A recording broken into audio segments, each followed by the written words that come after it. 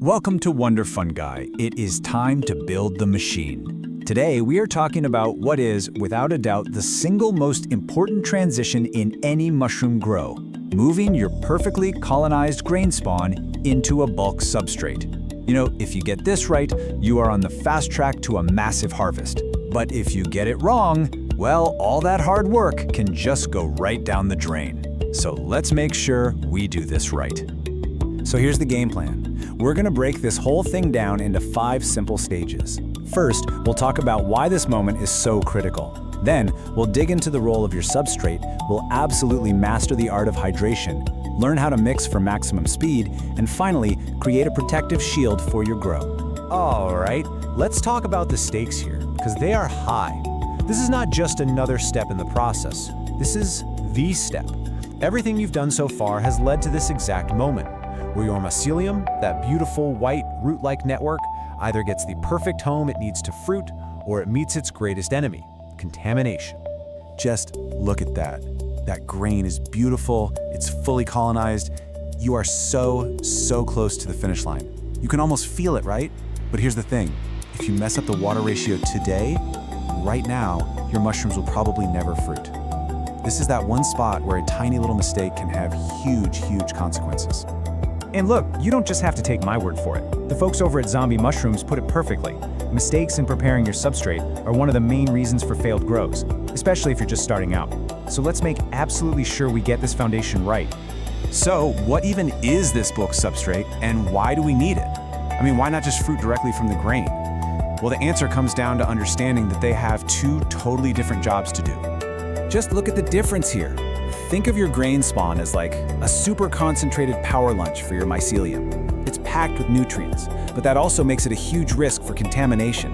Your bulk substrate, on the other hand, is pretty low in nutrients, which actually makes it really resistant to contaminants. Its main job? To act as a giant water reservoir for your thirsty mushrooms when they start to grow. Now, the classic recipe that everybody uses is called CVG. It's super simple. The C stands for Coco Coir, that's our main water-holding base. The V is for Vermiculite, which is awesome for aeration and it stops everything from clumping up. And the G is for Gypsum, which is this fantastic pH stabilizer that also gives the mycelium some essential minerals. Okay, if you take away one thing from this whole explainer, let it be this. We're about to talk about the single most critical variable in this entire process, water. And getting the right amount of water means we're aiming for something called field capacity. So what in the world is field capacity? Well, it's just a sciencey term for a really simple idea.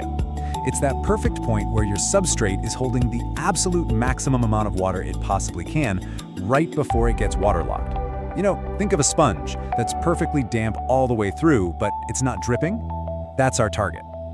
And you don't need any fancy equipment to nail this. You just need your hands. It's called the squeeze test. It's easy. Just grab a big handful of your hydrated substrate, make a fist, and just squeeze it as hard as you possibly can. What comes out, or doesn't, is going to tell you everything you need to know. So here are the 3 things you might see. If a steady stream of water pours out of your hand, it's way too wet. That's just asking for bacteria. If you squeeze and nothing at all comes out, it's too dry, and your mycelium is just going to stall out. What you are looking for is that perfect sweet spot. Just a few individual drops bead up and fall from your fist. That, my friends, is perfect field capacity. Okay, once your substrate is perfectly hydrated, it's time to mix. But listen, this isn't just about spreading things out evenly.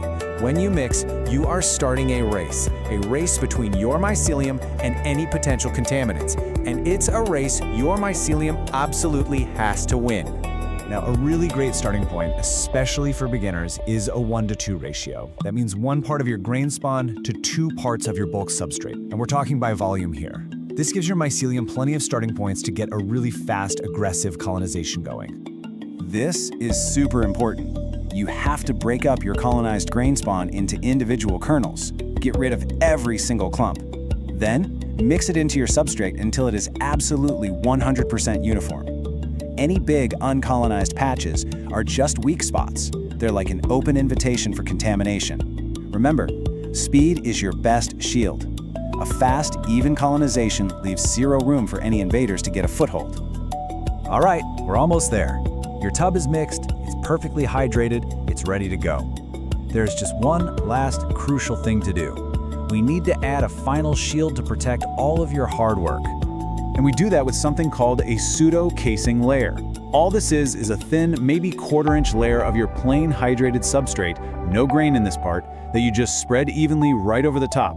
It's a really simple step, but it is so important. So why is this so important? Well, think about it. Any single piece of that nutritious grain sitting exposed on the surface is basically a flashing neon sign for mold spores. It's a magnet for contamination.